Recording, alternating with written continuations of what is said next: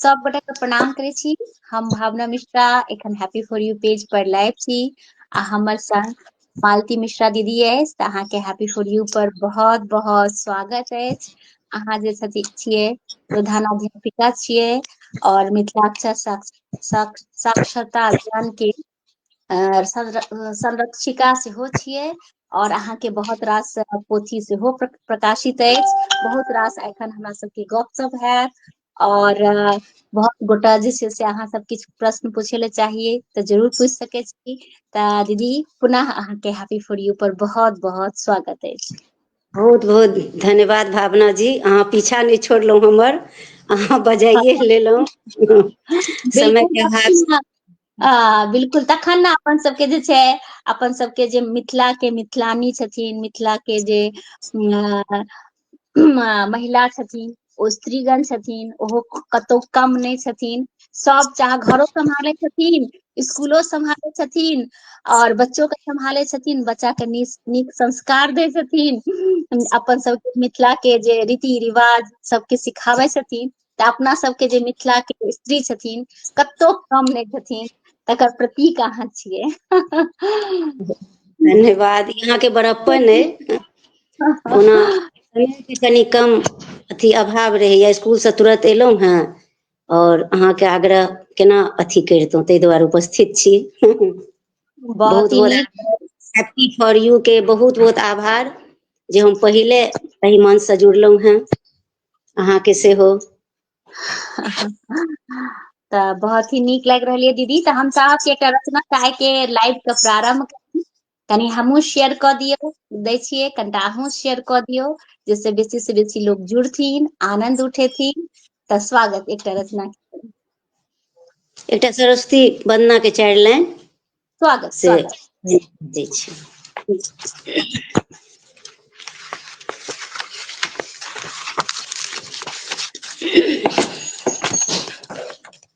सरस्वती महाभागे विद्या कमल लोचिनी विश्वरूपे विशालाक्षे विद्यां देहि परमेश्वरी। घोर तिमिर के नाश करू माँ, आदि शक्ति माँ सरस्वती, श्वेत वर्णी संगीत मयी माँ, संयमशील वरदायिनी। विद्या बुद्धि प्रकाश भरू माँ, निर्मल ज्ञान कृपायिनी। आशीष पायब हम अकिंचन, महाभागे कल्याणमयी। अलख जगाबी ज्ञान के माँ, आतुर अबोध अज्ञानी। नवल पथक संचार करू माँ, दीनहीन शरणागति। युगल कर सौ प्रणाम जननी, श्वेत वसन परिधाने। जन जन के वाणी में अहीं, अहाँक महिमा सब कियो जाने। सुर सजाबी ताल लयबद्ध, मात्र अहीं के बजाबी। बिनु वाणी हम अज्ञानी, माला हम घर में पहिराबी। अहीं के शरण हम आयल, भटकल बाट दिखाबी। हाथ जोड़ बड़ मांगि रहल, मात्र विद्या बुद्धि चाही, मात्र विद्या बुद्धि चाही। बिल्कुल सही कह रहल छियै। सब माँ सरस्वती के कृपा छै जे सब नीक भऽ रहल छै। आर एतेक सुंदर सुंदर अहाँ जे छै से रचना सब करै छी, अहाँके पोथी सब प्रकाशित अछि। तऽ अहाँके प्रकाशित पोथी के नाम है, एक बेर लऽ लै छी, मनोरथ जे छै हिन्दी कविता संग्रह 2022 में आयल है। अनकहे अल्फाज जे छै हिन्दी कविता संग्रह 2022 में आयल अछि। मैथिली साझा संकलन नारी हूँ मैं, साझा संकलन भारत के 75 आजादी का अमृत महोत्सव और जानकी और अहाँ के बहुत सारा सजिया संग्रह अछि। और एकटा जे अहाँ के मैथिली में अहाँ के सेहो पोथी प्रकाशित अछि। की अछि दीदी ए वाला अहाँ के जी पास एखन विषय है। हाँ हाँ देखा दिअ। जी विषय है 2019 में, जी 2023 में एतऽ जी जी नवारन प्रकाशन मधुबनी से जी। ई पहिल मैथिली पोथी है, पहिल अछि। अच्छा, तऽ ई कविता संग्रह छी अहाँ के? हाँ कविता संग्रह अछि। एहिमे कएटा अहाँ के कविता अछि? एहिमे लगभग से 103 टा कविता अछि। चलू बहुत बहुत अहाँका शुभकामना और बहुत ही नीक लागि रहल यऽ। तऽ हमर आग्रह की एकटा एहिमे से कविता हमरा सबके सुना दिअ। ई किताब में से? हाँ हाँ हाँ। ठीक छै, ठीक छै।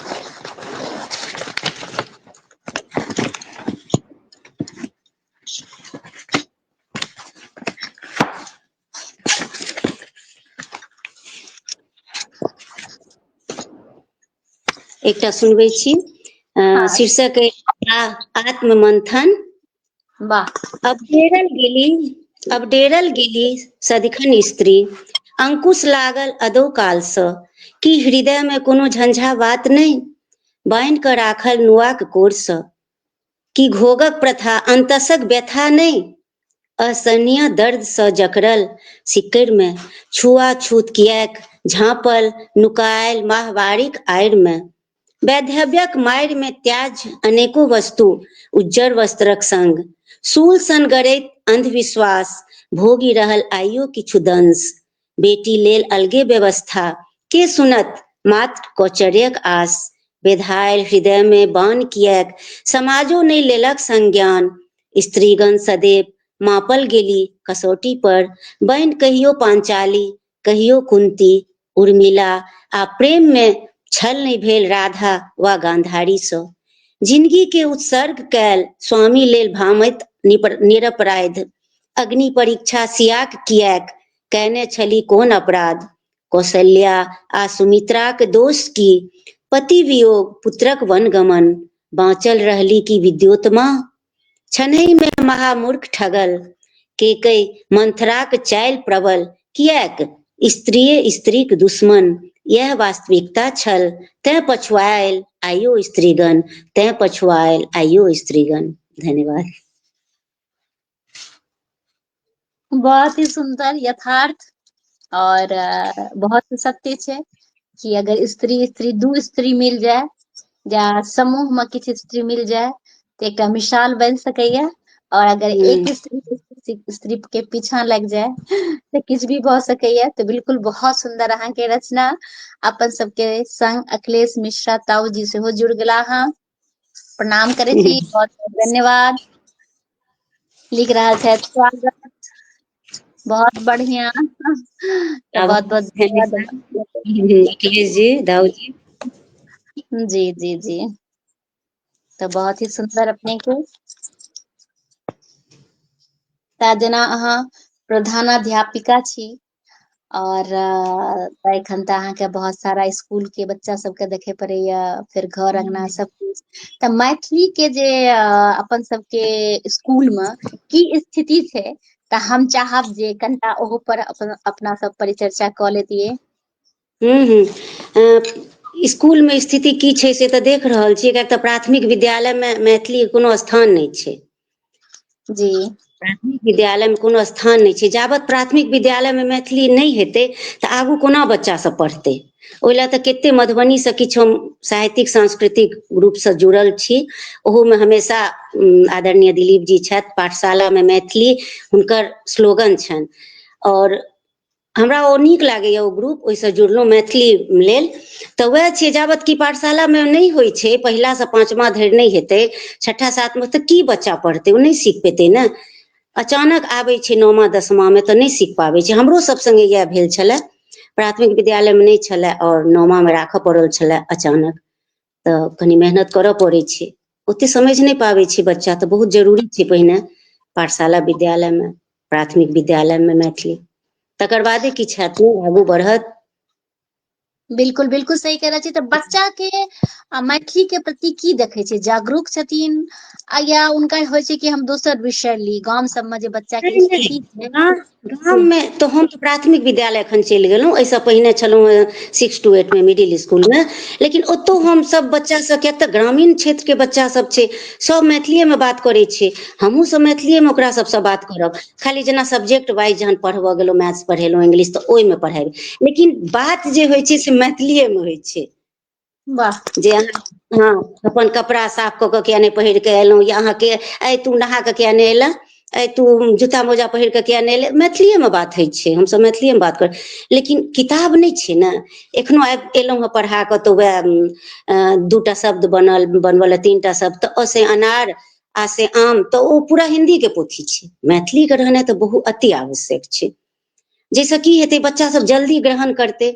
और एतऽ कनिक बच्चा सब छै, जेना हम मुसहरी टोल में एखन छी तऽ गरीबी छै और शिक्षित नहि छथिन गार्जियन सब, तऽ अगर मैथिलीमे रहै छै तऽ ओहो सब कनि ध्यान देतै बच्चा पर, लेकिन हिन्दी इंग्लिश मैथ्समे कनि दिक्कत छै। तऽ मातृभाषा मैथिलीमे पढ़ेनाइ तऽ बहुत आवश्यक, ओहि लए अहाँके सरकारके ध्यान देबऽ पड़तै। पोथी रे एतै तखने ने ओ विषयके पढ़ाइ हेतै। हमसभ तऽ सब सब्जेक्ट मैथिलीएमे पढ़बै छी, हिन्दियो, लेकिन समझाबै छी मैथिलीमे, पोथी तऽ नहि छै, ओकर तऽ बहुत खगता छै, बहुत बेसी। बिल्कुल सही कह रहल छियै। तऽ भविष्य में तऽ हमरा लागि रहल ये कि अपन सबके मैथिली के भविष्य बहुत उज्जवल छै। और पाठशाला में भी जे छै मैथिली के जे छै पूरा सब सब्जेक्ट मैथिली में आबि जेतै, से हमरा विश्वास अछि। तऽ देखियौ जी जी की होइ छै भविष्य में। अपन सबके संग नारायण झा जी सेहो जुड़ गेला हं, प्रणाम करै छथि तऽ प्रणाम करै छी। और अपन सबके संग रश्मि मिश्रा सेहो जुड़ल छथि, वाह वाह प्रणाम कऽ रहल छथि, तऽ प्रणाम करै छी, बहुत बहुत धन्यवाद अपनो सबके लाइव से जुड़लहुं हं। तऽ हम चाहब कि एक दूटा रचना हमरा सबके और सुना दियौ। और अखिलेश मिश्रा जी एकटा कमेंट करने रहै कि वाह अहाँ तऽ अगुआ गेलहुं, बिल्कुल हमर दीदी अगुआले रहे छै सबकिछु में। और मालती अखिलेश मिश्रा जी मालती दाऊ जी हमर क्लास के छथि, हमसब संगे पढ़ने छी रहिका स्कूल में। और अच्छा हुनके सबके मेहनतसँ हम फेसबुक पर जुड़लहुँ, और सबसँ पहिल हमर हैप्पी फॉर यू जाहिसँ हम जुड़लहुँ। फेसबुकसँ हमरा जुड़ऽके इच्छा नहि रहै छलए, किएक तऽ माहौल एहन छलैए जे अरे समय बर्बाद होइ छै या किछु खराब होइ छै, लेकिन हमरा तऽ फेसेबुक एतेक कविता सब जे रचलहुँ हेँ से एकटा प्रेरणा हमर फेसबुक अछि, ओहि पटल परसँ ही शुरू केलहुँ हेँ। हमर भाग्य दीदी। और लिख रहल छथि ताऊ जी, मालती जी 9th-10th में मातृभाषा मैथिली राखने रहे मोदी छियै। हँ बिल्कुल बिल्कुल। और शुभ कुमार वर्णवाल जी से जुड़ गेला है, प्रणाम करे छियै, गोर लगे छियै। धन्यवाद। बहुत शीघ्र हम अहाँके बाल पोथी देब, बधाई शुभकामना रे वाह, बहुत ही शुभकामना अहाँके, बहुत बहुत धन्यवाद अहाँके। धन्यवाद बिल्कुल। सर के। हाँ हमर सबके बिल्कुल ग्रुप के छथि अरुणिमा मैथिली साहित्य के बिल्कुल मधुबनीसँ। बिल्कुल ओहो आबि चुकला हन। और हैप्पी फॉर यू से भी जुड़ल छथि। और ताऊ जी लिख रहल छथि कि जा धरि मानकीकरण नहि हैत ता धरि मैथिली में दिक्कत है, बिल्कुल सत्य कहै छियै। आ हमरा सही पूर्ण विश्वास बात। कि जे मैथिली के मानकीकरण बहुत जल्द इस साल के अंतिम होइत होइत अवश्य भ जायत। देखियौ भगवान के कृपा और पूरा जे मैथिली समाज के जरूरी छै, तऽ बिल्कुल जरूर हेतै से हमरा पूर्ण विश्वास अछि। तऽ हम चाहब दीदी के एक दूटा कविता और कहि दियौ, तखन फेर जे छै से कनि आर गपशप हेतै, ठीक ने। ठीक छै, एकटा हम नया कविता कहै छी, एकटा एखने लिखलहुँ हेँ कनि दिन पहिने। तऽ स्वागत स्वागत शीर्षक अछि सीता। वाह। सीताक विराट व्यक्तित्वक आगा की कियो टिक सकल, साहस आ धैर्यक देवी त्याग आ समर्पणक उदाहरण प्रस्तुत करैत सीता, मुदा हुनक आत्मा के मारि लाछनाक कारागृह में बाँधि अनैतिकताक पराकाष्ठा आ परित्यक्त अग्नि सुता, वैदेहिक चरित्र पर संदेह आह वैदेही आह मैथिली, मर्माहत करैत हुनक कथा ओह कतेक अनुचित ई हार मासक देह जेना सिहरी जाइक, उम्हर आदर्शवादी रामक सोच आ एम्हर शक्ति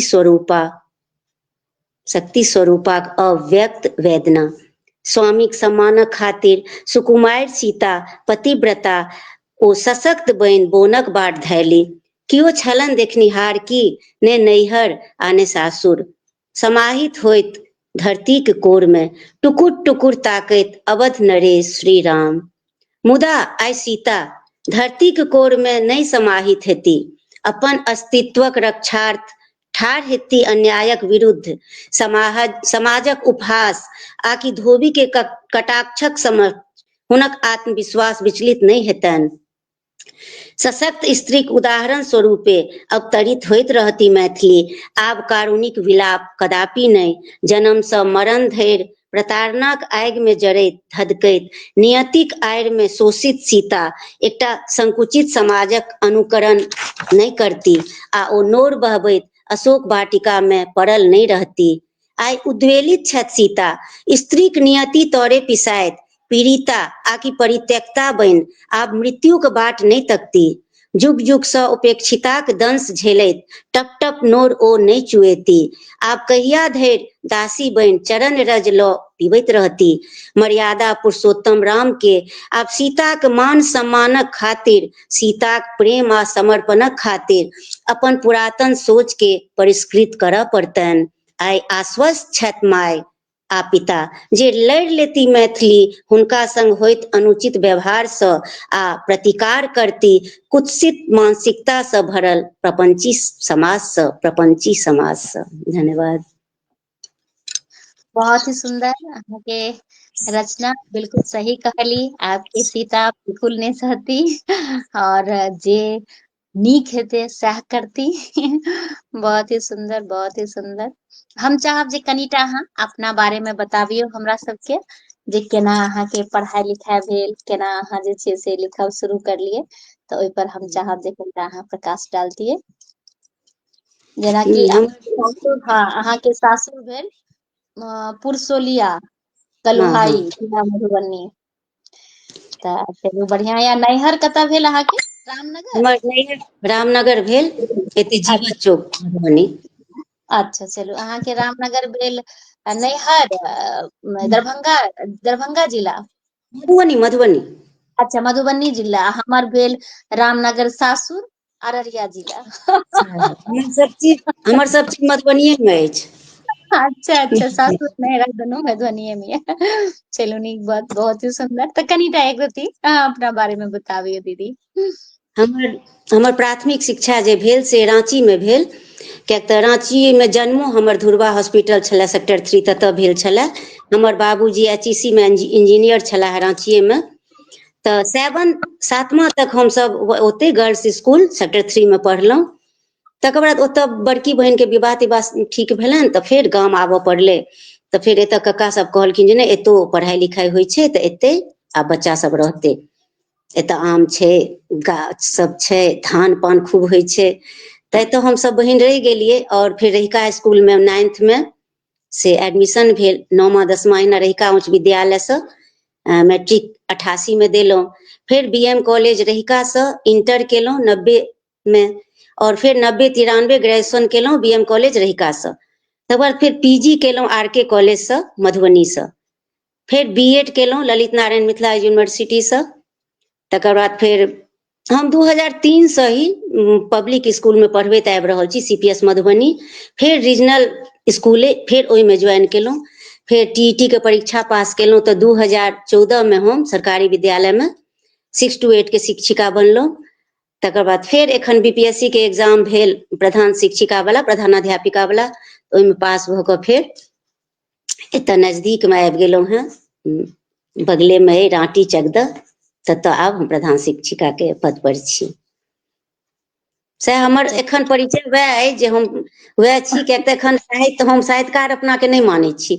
ई शौकसँ एखन लिख रहल छी, समयके सदुपयोग करै छी आ नीक लागैए। पढ़यके शौक छलए पहिनोसँ, लेकिन लिखयमे आब बड़ मोन लागैए। तऽ बस इएह। बहुत बहुत शुभकामना अहाँके। बहुत सुंदर, बहुत नीक। एखन तऽ अहाँ इतना लिख रहल छी, इतना पोथी अहाँके प्रकाशित अछि। और जहन अहाँ आर समय भेटत तहन और भी पोथी सब एतै, हमरा पूर्ण विश्वास अछि। केसकर ठाकुर जी सेहो अपन सबके लाइफ से जुड़ गेला हँ। बहुत नीक, वाह, बहुत नीक स्वागत अछि। तऽ प्रणाम करै छी, बहुत बहुत धन्यवाद कि अहाँ लाइव सर से के जुड़ल छी। आभार बहुत बहुत। जी जी जी। तऽ बहुत ही नीक यऽ। तऽ अहाँ मिथिलाक्षर के सेहो जुड़ल छी? हाँ, हम मिथिलाक्षर 2017 में जुड़लहुँ। ओकर बादे हमरा मैथिलीके प्रति बेसी रुझान भेल। 2017 में एहि ग्रुपसँ जुड़लहुँ, से एखन तक हम जुड़ल छी। और हम मिथिलाक्षर सिखबैत रहै छी, मोबाइलेके द्वारा सिखाएल जाइ छै।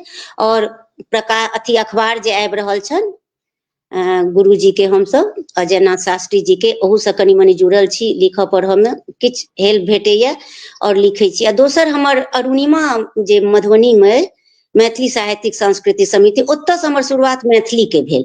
ओहिसँ पहिने हम मैट्रिको के बाद किछु किछु हिन्दी लिखलहुँ, तकर बाद फेर फेसबुक से हमरा प्रेरणा भेटल और मैथिली के जे हम लिखलहुँ से एतयसँ नवारम्भ प्रकाशन से शुरुआत भेल और मधुबनी अरुणिमा साहित्यिक सांस्कृतिक समिति से जुड़ि कऽ मैथिली लिखनाइ शुरू केलहुँ।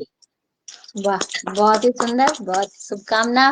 ताऊ जी लिख रहा छै, एकटा हमरो पोथी छपा दिया। पठाउ ने, पठाउ, छपा देब। बहुत रास अहाँके शुभकामना। और ममता झा दीदी से जुड़ गेली हैं, स्वागत है, लिख रहा है, तो प्रणाम करै छी दीदी, बहुत बहुत धन्यवाद कि अपने लाइफ ममता दीदी के बिल्कुल बिल्कुल। तो हम चाहब कि एक दूटा रचना और भ जाए, तो फिर अपन सबके गप सब पुनः हेतै। स्वागत।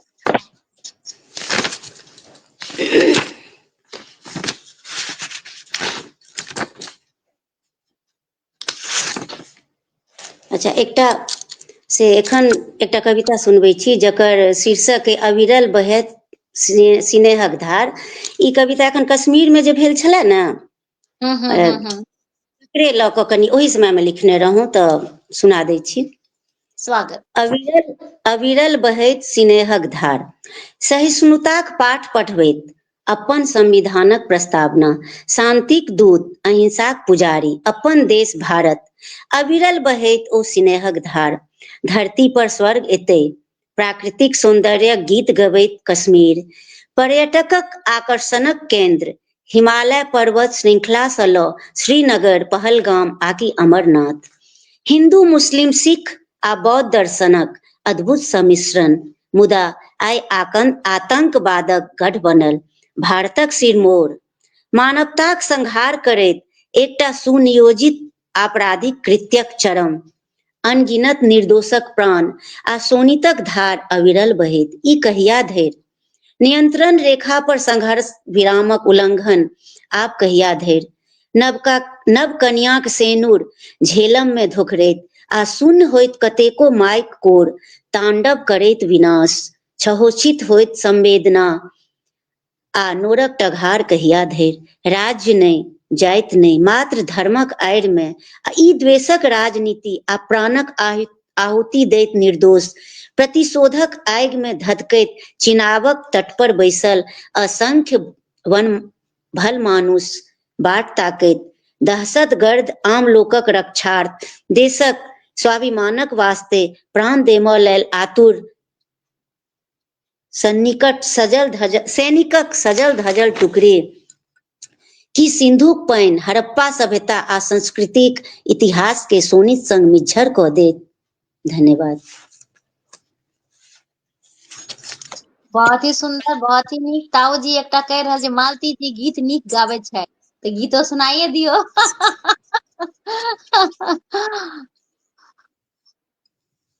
गीत लास्ट में एकटा विदाई के, नहीं ये सामने में याद नहीं रहे। एक दूओ लाइन कोनो गीत, अहाँ तऽ एते गीत गाबै छी, कोनो दूओ लाइन गुनगुना दियौ, लास्ट में तऽ विदाई हेबे करतै।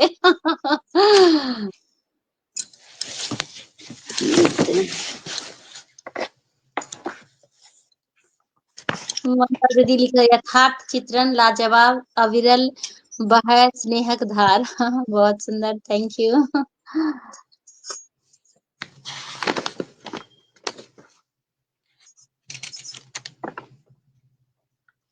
कहाँ एतोका गीत छै?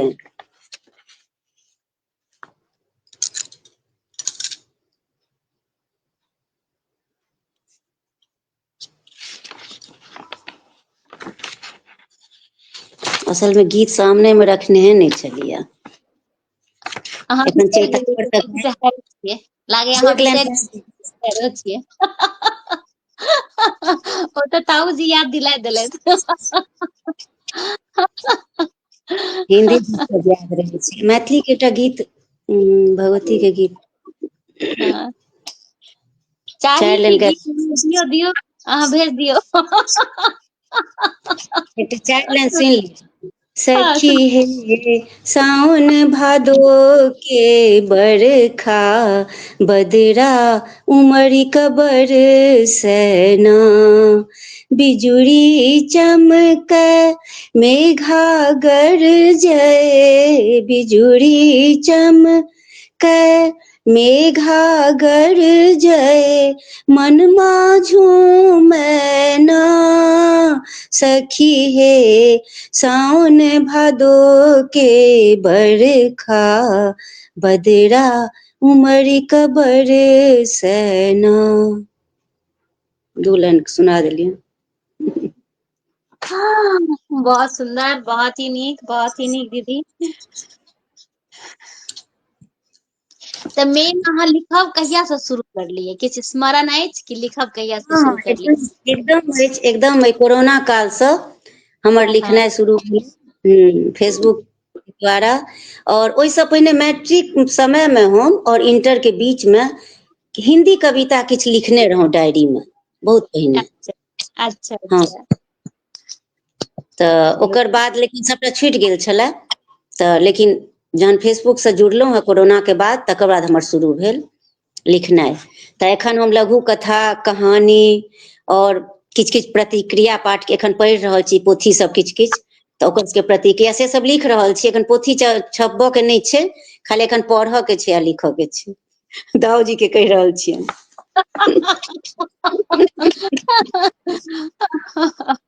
बहुत ही सुन्दर। तऽ अहाँके पास तऽ जतेक एखन पोथी छपल अछि ओ हेबे करत। तऽ हाँ, मनोरथ जे अहाँके हिन्दी कविता संग्रह अछि तऽ हमरा सबके देखा दिअ। मनोरथ ई तऽ अहाँके पहिल कविता संग्रह अछि ने? हाँ हाँ पहिल अछि, जाहिमे कि ई नवारम्भ प्रकाशन मधुबनीये से अछि। बस ई हड़बड़िये में निकलल पोथी, बुझि लिअ। अहाँके ई मनोरथ रहै। हाँ हाँ, बस बस उद्गार एहिमे अहीं के लिखल अइ, भावना जी अहीं के एहिमे उद्गार लिखल अइ। बहुत बहुत धन्यवाद। आ दोसर छले अनकहे अल्फाज। जी जी। इहो नवारम्भ प्रकाशन से, इहो हड़बड़िये में, आब चैन हाँ से एतै। हाँ, ई दीदी शेफालिका दीदी के एहिमे उद्गार लिखल। अच्छा चलू बहुत बहुत। आ तेसर में दाऊ जी के भी लिखल छनि, जीजी बिसा जे अइ हमर। ई जी जे जी। मैथिली अछि ताहिमे दाऊ जी लिखने छथि। हाँ बिल्कुल कहै छियै दाऊ जी के बहुत रास शुभकामना भऽ रहल छै। हमरो कोनो पाइ अछि पोथी छपायब। जरूर जरूर।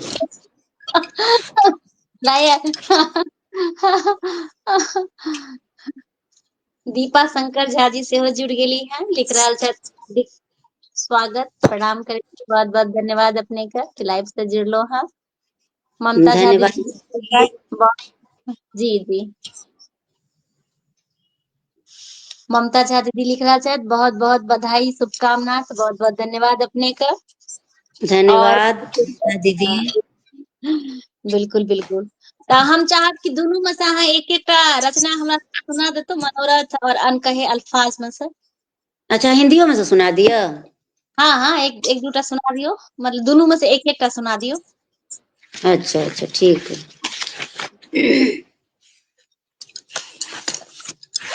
अच्छा, एकटा अनकहे अल्फाज में से अइ। हम्म। हाँ, स्वागत। शीर्षक है बात बढ़ाना ठीक नहीं। वाह, हम्म, बिल्कुल सही। कभी कभी मिलन तो बिछड़न है, फिर क्यों बात बढ़ानी है। अहम द्वेष को छोड़ो घर तुम, फिर क्यों बात बढ़ जानी है। मैं तो भावों की भूखी हूँ, थोड़ी मूरख पगली सी, ख्वाबों को सजाती हर पल, अंधेरों में भी जलती सी। तंज कसे कोई है मुझ पर, ताने भी सह लेती हूँ, कुछ दिन मौन हो जाती, फिर वक्त के साथ चल देती हूँ। बात बढ़ाना ठीक नहीं, इसलिए चुपचाप सह जाती हूँ। आरोप प्रत्यारोप का दौर चले, क्यों फिर भी मन महसूस रह जाती हूँ। वो व्यंग बाण से छलनी करते, फिर आहत कर जाते हैं। अपनों में कैसी अनबन ये, बेवजह बात बढ़ाते हैं। गर मुझ में कोई सिकवा हो, क्यों ना सच बताते हैं, गर कोई गांठ पड़ी हो, हम क्यों ना उसे सुलझाते हैं। यूं बात बढ़ाना ठीक नहीं, मन टुकड़ा टुकड़ा होता है, आपस में क्यों भिड़ते हो, हर लम्हा बिखरा रहता है। आपस में ही कड़वी बोली, ऐसा अपनापन ठीक नहीं, आंख मिचोली सी जिंदगी, हर पल कटाक्ष है ठीक नहीं। गर आघातों का दौर चले, दिल में उदासी छा जाती है, मन भी तन्हा तन्हा सा, खामोशी भी अकुलाती है। कभी मिलन तो बिछड़न है, फिर क्यों बात बढ़ानी है, अहम द्वेष को छोड़ो गर तुम, फिर क्यों बात बढ़ जानी है। यूं बात बढ़ाना ठीक नहीं, हर बात बिगड़ सी जाती है, हर लम्हा रहता सन्नाटा सा, और खुशियां छिन सी जाती है। कभी मिलन तो विचरन है, फिर क्यों बात बढ़ानी है, अहम द्वेष को छोड़ो गर तुम, फिर क्यों बात बढ़ जानी है। धन्यवाद। बहुत ही सुंदर, बहुत ही सुंदर। आइखन अहाँके दाऊ जी और ममता दीदी दुनू आइ अहाँके गछबा के रहत, लिख रहलियै फाइनेंस करती तऽ पोथी अवश्य छपायब। और ममता दीदी दाऊ जी अहाँ संग हमहूँ तैयार छी। आइ अहाँ गछिए लियौ दुनू गोटा के। हमर क्या पीछे रहब।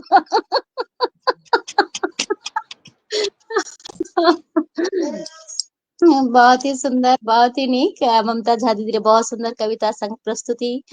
दाऊ जी लिख रहा छथि, वाह वाह। तो बहुत बहुत धन्यवाद अपने का। आप दूसरों से हमरा सबके सुना दिया। सुना दै छी। मनोरथ से। मनोरथ है, मनोरथ से एकटा सुना दै छी। हाँ, स्वागत दीदी।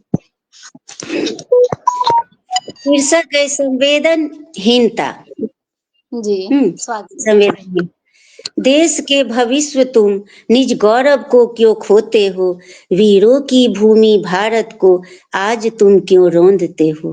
पहचानो अपनी क्षमता, प्रखर बुद्धि को संभालो तुम, हे वीर पुत्र अपनी ऊर्जा सही जगह लगा लो तुम।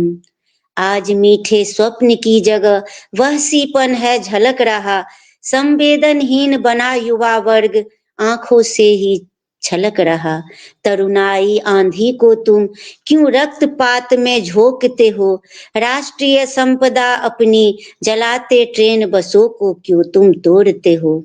अधिकारों की बात करे हो, कर्तव्य तुम बिसराते हो, वतन पर प्रहार कर रहे हो, निज स्वार्थ याद कराते हो। दिशाहीन क्यों भटक रहे, हर चुनौती को स्वीकार करो, मानव मूल्यों को समझो, संकीर्ण सोच का प्रतिकार करो। जलाते हो जमीर को, देश को गर्त में डुबाते हो, धसो मत दलदल में तुम, अपने मन को क्यों भटकाते हो। बर्बाद करो ना अपने वतन को, क्यों ना देश की शान बनो, धू धू कर जलाते खुद को, क्यों ना गौरव अभिमान बनो। नफरतों की आंधियां बन तुम दिग्भ्रमित क्यों हो रहे, हिचक रही मानवता देखो, संवेदनहीन क्यों हो रहे। नापाक इरादों को समझो, जो दीमक बन खुद चाटते हैं, चिंगारी भर की क्यों आज, क्यों कर्तव्यों से भागते हो।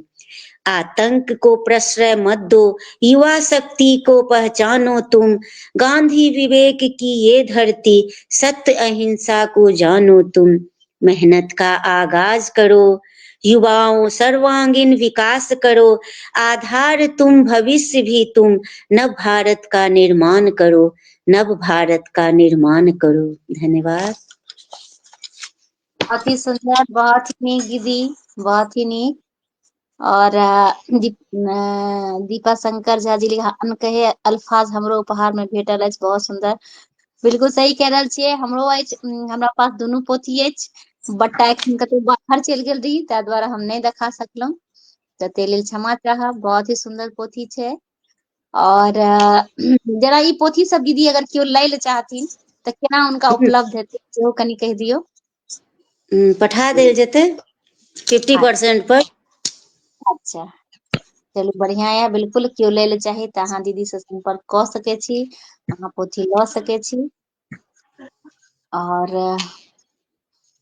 एक दूटा हिंदी के भ गेल, आब एक दूटा मैथिली के दीदी सुना दिया। मैथिली के सुना दै छी।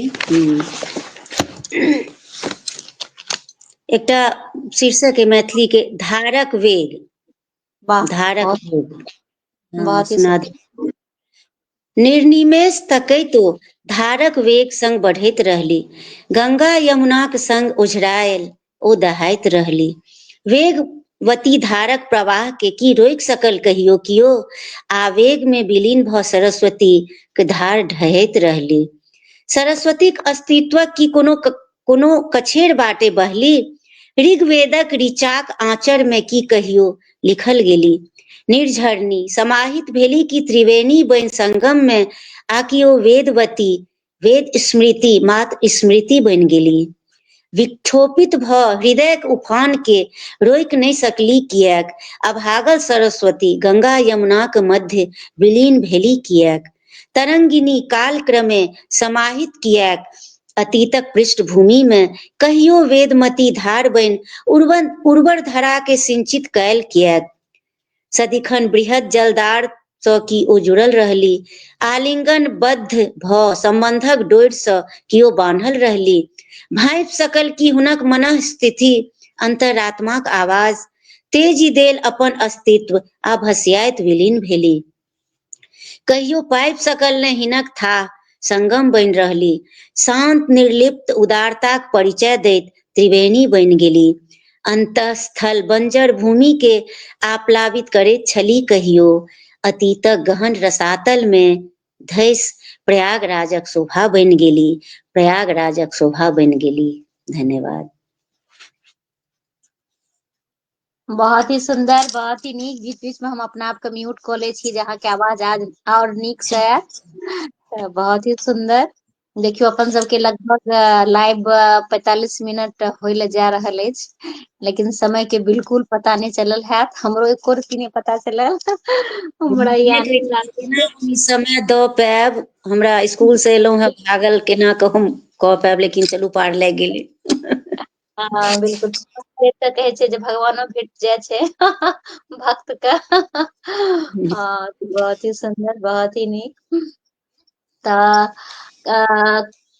कनिटा हमरा ई बताओ जे अहाँके तऽ शिक्षिका भेलहुँ, मिथिलाक्षर सीखे छी, बच्चा सब अहाँके स्कूल में पढ़ाबै छियै, बहुत सारा लोग सब विभिन्न कार्यक्रम में जाइत रहै छी, तऽ किछु अपन अनुभव हमरा सबके साथ शेयर करू एकटा। केहन तरहक कोनो भी अनुभव? तऽ अनुभव, जिंदगी नीक बेजाय किछु भी जे अहाँके मन हो, कोनो भी अनुभव।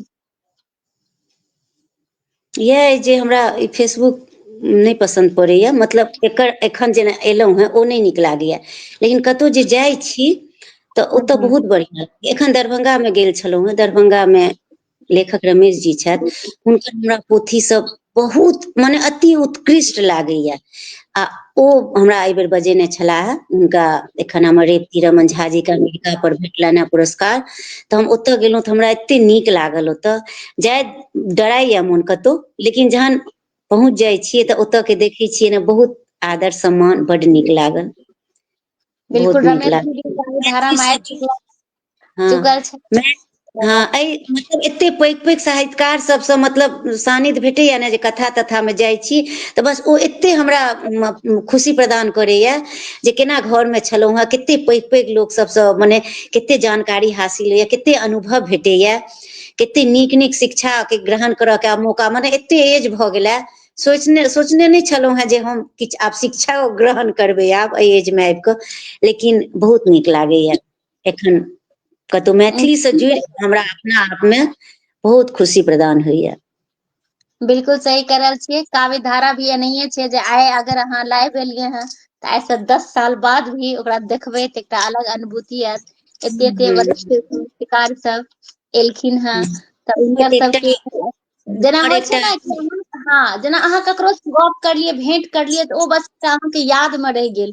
ओकरा ओहिमे से अगर 10 टा गप करलखिन तऽ भऽ सकैया 4-5 टा गप अहाँ बिसरि गेलियै, 2-4 टा गप याद रहत। लेकिन सही बात टाइप के छै, एकरा अहाँ कखनो भी देख सकै छियै, आ कखनो भी कोनो चीज अगर बिसरि गेलियै तऽ जे पैघ लोक सबके पास अहाँ नहि जा सकलियै, नहि जा सकै छियै, तऽ हुनका कखनो भी अहाँ सुनि सकै छियै। तऽ ई चीज कनि अंतर छै।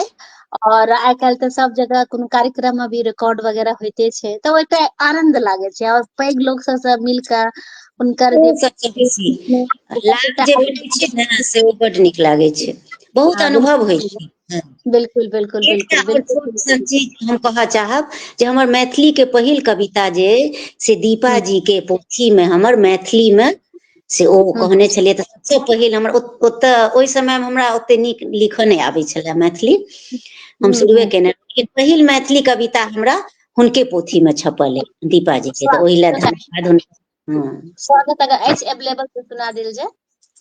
नहि ओ नहि अछि एखन हमरा लग। अच्छा अच्छा, कोनो बात नहि छै, बिल्कुल होइ छै कखनो कखनो कोनो भी जहन हम अपन मैथिली के लिखब शुरू करने रही तऽ पहिल कार्यक्रम में गेल रही, हमरा बड़ा इच्छा रहे, मतलब कि मैथिली से जहन हम जुड़लहुँ, फेसबुक पर बहुत सारा लिखे लागलो रहे, तखन हमरा इच्छा रहे हम माँ पर एकटा कविता लऽ कऽ एकटा कार्यक्रम में गेल रही, आर हम आग्रह केने रही कि ई माँ हम एकरा सुनायब, लेकिन हमरा मौका नहि भेटल, तऽ हम बहुत मायूस भए गेलहुँ, एते मायूस भए गेलहुँ, एते मायूस भए गेलहुँ कि ओहि कार्यक्रम में जाकऽ हम एक गिलास पानि नहि पिलियै। नहि होइ छै, होइ छै, हँ। पानि तक नहि पिलियै, खाना उना के भी व्यवस्था रहे, सारा चीज रहे, हम स्पेशल अपन पतिदेव के कहलियै कि हमरा अहाँ छोड़ दिय, ओ हमरा ओ कार्यक्रम में जाकऽ अपने से ऑफिस छोड़ कऽ हमरा ओतऽ छोड़ कऽ फेर ओ गेला रहे। तऽ जहन हम ओहि कार्यक्रम में हमरा रहे कि हम जहन गेलियै रह, से पहिनोयो कहने रही कि हम ई कार्यक्रम ई कविता माँ पर हमर कविता अछि हुनका सुनाबै ले चाहे छै, तऽ कहलथि जे रहे आयोजिका रहथिन कि हाँ ठीक छै अहाँ आबू, और हम गेल रही, एकटा आर हम किनको नाम हम बताये दै छी, शेफालिका वर्मा दीदी माँ, उनका हम हमरा कहलियै रहे कि दीदी से बड्ड भेंट करऽ ला मोन लागल अइ शेफालिका दीदी सँ। ओहो कार्यक्रम में रहथिन, तऽ उनको ओ कहलकै हाँ भावना आबू, ओ रहथिन ओहिमे अथी रहथिन गेस्ट रहथिन, तऽ ओहो कहने रहथिन आबू, और ओ हमरा लेल कनि प्रयास भी करलखिन रह कि माँ पर पहिल एकरा के बाजे दियौ, लेकिन हम नहि बाजि सकलहुँ, बहुत हम दुखी भऽ गेलहुँ रहे, और बिना पानि पिना बिना खाना खेना, और पहिल बेर हम ओतऽ से अकेले कैब बुक कऽ के हम घर आयल रही, बड़ा दुखी रही, मायूस रही। फेर हमरा जे छै ई जे यऽ अहाँके मैथिली महासभा संघ, ओहिसँ जे छै मैसाम से फिर हम मैसाम के कार्यक्रम मैथिलाम के कार्यक्रम में पहिल बेर हम मंच पर, कोनो मंच पर जाकऽ जे छै कविता जे छै से पाठ करने रही, तऽ ओ हमरा स्मरण अछि। तऽ बड़ा ही ओ जे अनुभूति होइ छै ने, जोश के साथ बच्चा सबके स्कूल वगैरह भेज देलियै, पहिल के बहुत अथी होइ छै। हूँ। तऽ ओ समय के ओ अनुभूति हमरा याद अछि। हमर सबके एकटा सखी बहिनपा के ग्रुप सेहो अइ, आरती दीदी के बनायल, हुनको हम्म।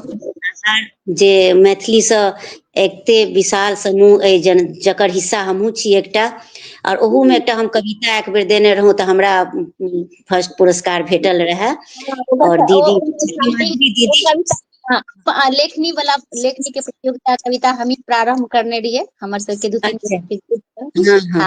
आ प्रारंभ करने रही, बट बाद में बंद भऽ गेले रहे, तऽ बिल्कुल प्रयास तऽ हम करलियै मैथिली से जुड़े के, बड़ा जोश शोर, लेकिन शुरू शुरू में बहुत सारा कहै छै ने कि अनुभव होइ छै, तऽ बहुत हाँ, सारा अनुभव भेलै। समय दुआरे हमहूँ संग नहि दऽ पाबै छी, अहाँके तऽ की कहू, अहाँ तऽ बहुत बेसी कऽ रहल छी, मतलब कि एते और समय दऽ पाबै छी, ओहिमे बहुत बहुत बाप रे अहाँ धन्यवाद के पात्र छी। सबसे बड़का बात छै कि जतऽ हम लिखब प्रारम्भ करलहुँ ने, तऽ हमर केओ एना टाइप के नहि रहे, होइ छै ने कि ककरो एकटा होइ छै केओ जान पहचान करे छै, तकर तहत कोनो हाँ, कार्यक्रम, ओ हमरा नहि रह ओ हमरा नहि रहते कारण हमरा कनि बेसी संघर्ष करे पड़ल, बट ठीक, जिंदगी के नामे संघर्ष छियै, और एनाहिये सही। सब रह पढ़ैत रह, आगू बढ़ैत रहे, इएह कामना करबै सबगोटा के। तऽ बहुत ही सुन्दर अहाँ से गप करैत करैत हम अपन पहिल अथी में चलि गेल रहौं, बहुत ही नीक लागल दीदी। तऽ चलू हम चाहब कि एकटा कविता और सुना दियौ हमरा सबके। एकटा और सुना दियै। हाँ। हाँ एकटा ने से बेटी हमर जाइ छले बाहर तऽ एकटा हम लिखने छलहुँ माय बेटीक स्नेह। वाह, तऽ बहुत ही सुंदर। सब गोटा अपना आप को एक जगह पर रख के अथी कऽ सकैत छथि। बिल्कुल, बहुत सुंदर, सुनायल जाय, स्वागत। जाइत देखै छै माय बेटी के सासुर बाकी पढ़ऽ लेल, कोढ़ फाटय हुकरय मोन, भोकासी पारय कानय लेल। हृदय के टुकड़ा जुड़ल गर्भे, सोनीतक संबंध लेल आत्मा आकुल, सुन मसान भऽ जाइ छै एक एकटा कोठरी, रहै छै व्याकुल। बेटी बिनु माय छटपटाइत, रहै छै जेना जल बिनु माछ, अहुरिया कटैत घरसँ दुआरि, बहै छै नोर भोर होइ कि साँझ। ओकर बढ़ैत पहिल डेग आ हृदय में अंकित बेटीक मीठ बोल, स्मृति पटल पर आच्छादित बेर बेर ओकर मुस्कैत ठोर, कातर होइ छै मायक नैन किताब कॉपीक टेबुल देख, अधीर होइ छै द्रवित मोन माय बेटीक स्नेह देख। बेटीक मुँहे मायक उच्चारण हर्षित अंतःस्थल सितार बजै छै, बेटी बिनु जिनगी बेकल झाड़ल झमारल व्यर्थ लगै छै। दुलरी होइ छै बेटी मायक, दूर होइते हिलोर उठै छै, संगहि खाय संगे सुतै अन्तर मन झिकझोर उठै छै। माय बेटीक सनक सखी ई अनमोल धरोहर कतऽ भेटै छै, पोषित होइ छै स्नेहक रक्तसँ बेर बेर लार मोन पड़ै छै। नीन कतऽ बोझिल आँखि में थपकी लोरी याद पड़ै छै, आलिंगन मात्रहिसँ कोना बेकल मोन में थीर अबै छै। सदैत आँचर पकड़ि माय के आत्मासँ ओ जुड़ल रहै छै, रक्तसँ सींची सींची कऽ माय बेटी के सदत प्रेरित करै छै। करुण क्रंदन हृदय करैत बेटी बिनु माय कोना रहै छै, अहुरिया कटे छनगल मोन बेटिए में तऽ जान बसै छै। खिलखिलाइत बेटीसँ अङ्गना मोनक प्रांगण भम पड़ै छै, स्वर्गहुसँ सुन्दर परिवार एहन सम्बन्ध कहाँ भेटै छै। चित्त अशान्त मायक सदिखन सुखद भविष्य लेल दूर करै छै, पढ़ि लिख कऽ आत्मनिर्भर बेटी मायक जिनगी सुफल करै छै, मायक जिनगी सुफल करै छै। बहुत ही सुंदर, बिल्कुल सत्य, यथार्थ, एक एक शब्द अहाँके यथार्थ अछि, बहुत ही सुंदर।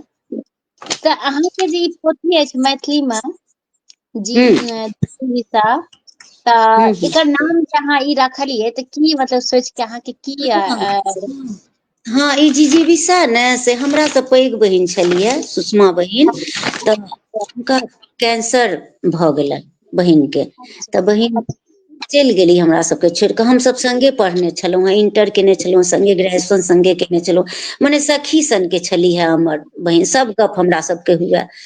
तऽ ओ बहिन जे खतम भऽ गेलिन तऽ कैंसर पर एकटा हम कविता लिखलहुँ, तऽ ओहिमे जिजीविषा मतलब जीवके हुनकामे एतेक इच्छा रहनि, प्रबल इच्छा रहनि, जे ओहि लए हम ई कविताके हुनके ई समर्पित केने छियनि, हम अपन बहिनके ई पहिल संग्रह हमर मैथिली हुनके समर्पित केने छियनि, तैं हम ई शीर्षक जिजीविषा रखलहुँ। ओकर तऽ हम कविता भी एकटा छियै हाँ बहुत सुन्दर। हम चाहब कि ओ कविता हमरा सबके सुना दिअ। हाँ हम जल्दी सुना दै छी, टाइम कम अइ। हूँ। ओ कविता हम बहुत मोनसँ लिखने छलहुँ। हूँ। एक मिनट।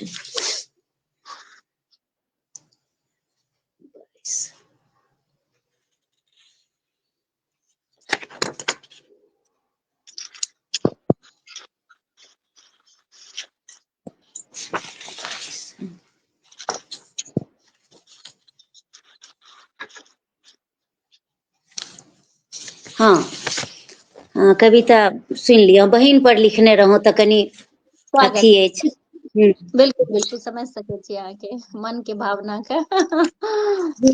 भेट रहल अछि मोन कोना, असहनीय दर्द पसरल अइ, चलि गेली अपन स्वप्न समेटने, दृगजलसँ नोरायल अछि।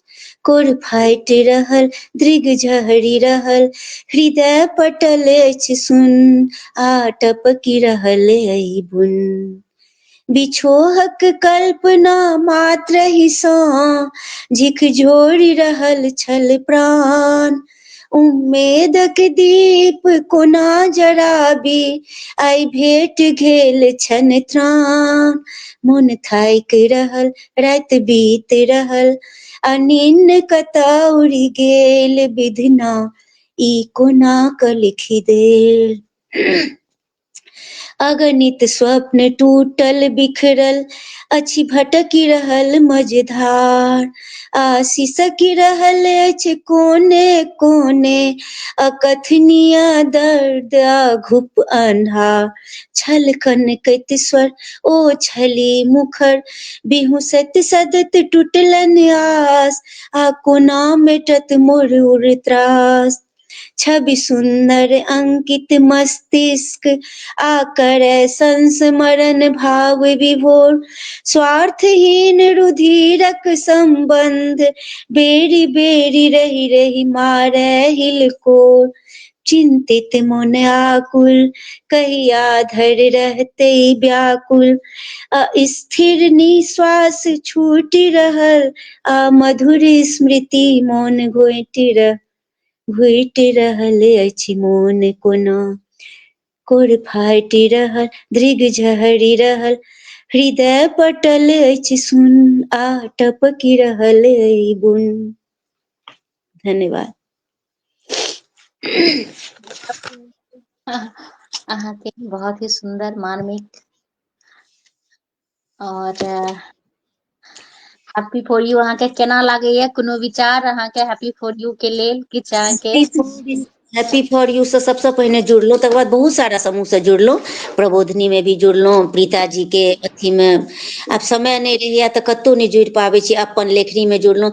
लेकिन सबसे पहिल जे हैप्पी फॉर यू है ने, तैं हम एहिमे अहाँके समय नहियो रहैत हम लागल छी, अहाँके मेहनत देख कऽ नहीं कऽ पाबै छी, लेकिन तैयो कनि मनि मोन होइया संग जरूर देबऽ के। अहाँके बहुत बहुत धन्यवाद जे एते बढ़िआँ बनेलहुँ। और ई जे बृहस्पति दिन के अहाँ शुरू केलहुँ हैं, हमसब तऽ बस एखन शुरुआत छी, नवे बुझू, मतलब कि साहित्य प्रेमी छी से बुझू।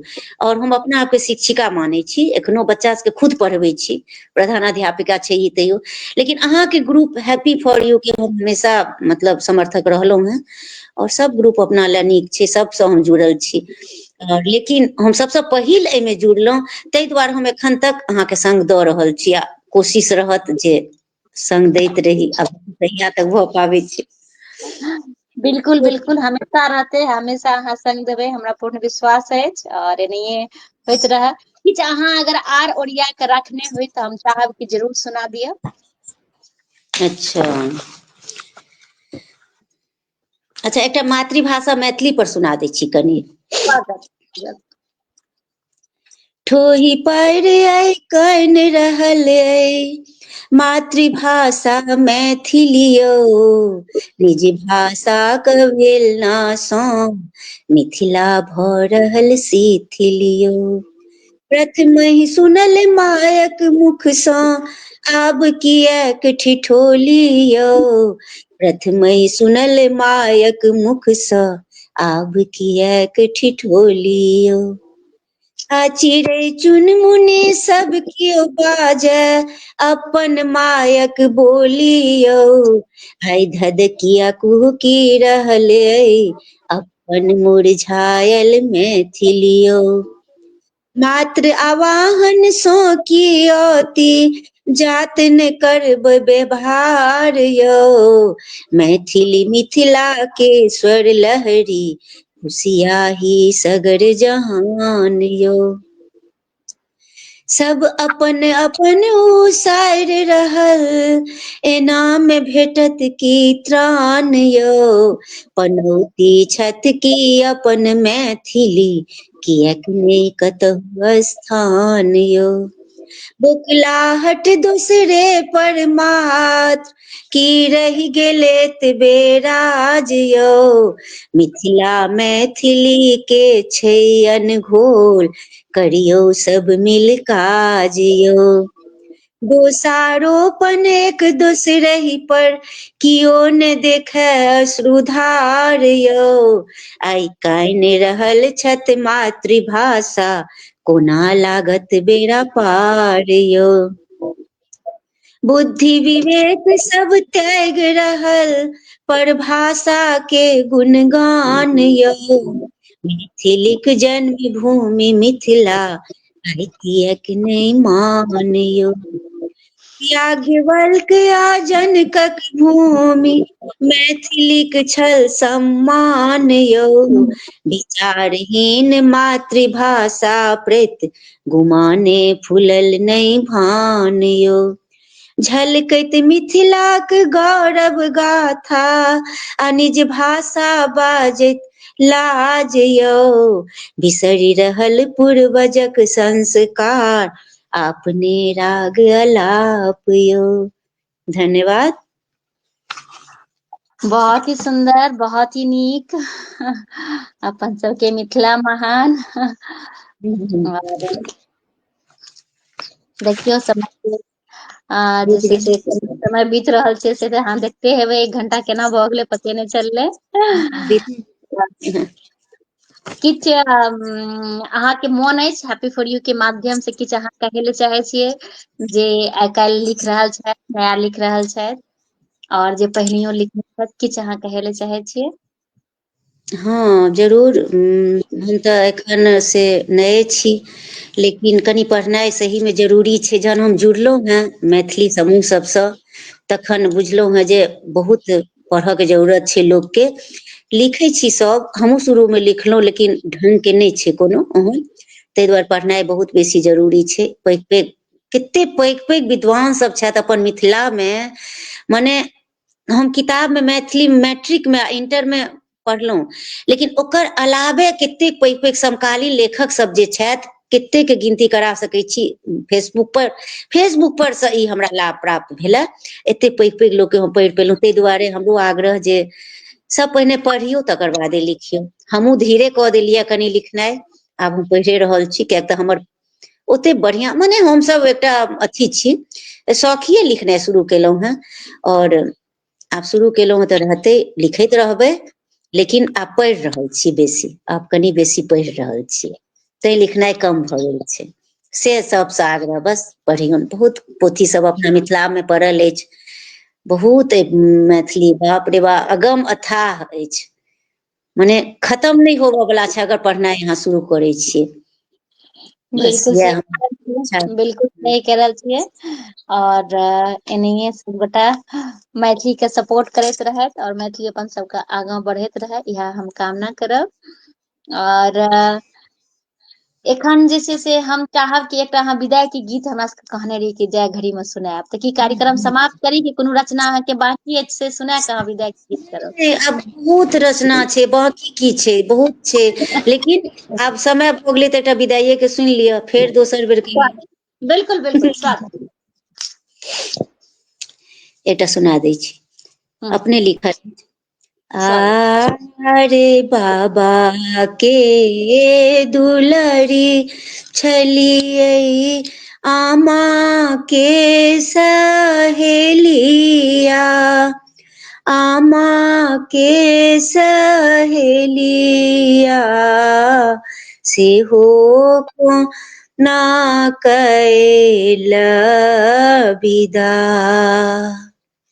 10 पाँच सखी मिली गर मिली कानथी गर मिली कानथी, कोना दे बडोलिया चढ़ा। बड़ रे कठोर भेलै भैया रे दुलरुआ, भैया रे दुलरुआ, भौजो के लचट द पड़ार। अम्मा जे कानथी देखी कमहरिया, देखी कहरिया, देहरी बैसल हिया। बाबा के कान बेजे आत माही लोर, ए आत माही लोर, तैयो दे ल सासुर पठार। कथी लय आहे सखी आए लैका हरिया, ऐ लैका हरिया, कियनी मोहिले ने जार। जुनी कानुसिया बेटी काकी परबोध थी, काकी परबोध थी, ये थी का जग बेबहा, यह थी का जग बेबहा। धन्यवाद। बहुत ही सुंदर, बहुत ही सुंदर। विधायक गीत तो अपने आप अपन लोग का होय छै जे काने लागी। बहुत ही सुंदर। और सब गोटा के हम बहुत बहुत धन्यवाद देवे। आ एखन 242 एपिसोड काव्य धारा के भ गेल है। अहाँ सबके बहुत एतेक बहुत शुभकामना। बहुत बहुत धन्यवाद दीदी, अहाँ सबके पूर्ण योगदान भेल है तखने 242 एपिसोड अपना आप में बड़ा ही नीक अनुभूति दऽ रहल अछि हमरा। और एनाहिए अहाँ काव्य धारा से जुड़ैत रही, सएह हमर आग्रह अछि। और दीदी बहुत ही नीक लागल, बहुत सुंदर सुंदर अहाँ सब गप बहुत नीक लागल, बहुत बहुत आभार वंदना, बहुत बहुत आभार भावना जी, धन्यवाद। अहाँ एते हमरा रिक्वेस्ट केलहुँ, हमरा आबऽ पड़ल। बिल्कुल सब गोटा के बहुत रिक्वेस्ट करै छियै तखने सबगोटे सब आबै छथिन। और हम आग्रह करबै कि केओ अगर आबै ले चाहे छथिन तऽ अवश्य आबथि, हमरा से हाँ, संपर्क करै। काव्य धारा अहाँके चलैत रहए, बहुत बढ़ियाँ चीज अइ। अहाँ खोजि खोजि कऽ आनै छी सबके, ओहिसँ दू चारि गोटा सब चिन्हो जाइ छथिन और अपन कनि हिम्मत बढ़ै छै लोकके मंच पर अयलासँ। बहुत नीक अहाँके काज ई चलैत रहए, ताहि ले शुभकामना बहुत बहुत। बिल्कुल बिल्कुल, बहुत बहुत धन्यवाद। जते गोटा जुड़ल छी, जे बाद में जुड़ब, जे एखन देख रहल छी, सब गोटा के बहुत बहुत धन्यवाद। सबके धन्यवाद बहुत बहुत। और हमर आग्रह अहाँ से जहन अहाँके समय रहत तहन एक रति कमेंट सब देख लेबै और शेयर कऽ देबै। और हाँ बहुत से ही हम नीक। देख। जी जी, एहि के साथ आइ के कार्यक्रम समाप्त करै छी। सब गोटे के प्रणाम करै छी, अहूँ के प्रणाम करै छी। जय बहुत मिथिला, धन्यवाद। जय मैथिली, जय प्रणाम मैथिली। जय प्रणाम प्रणाम।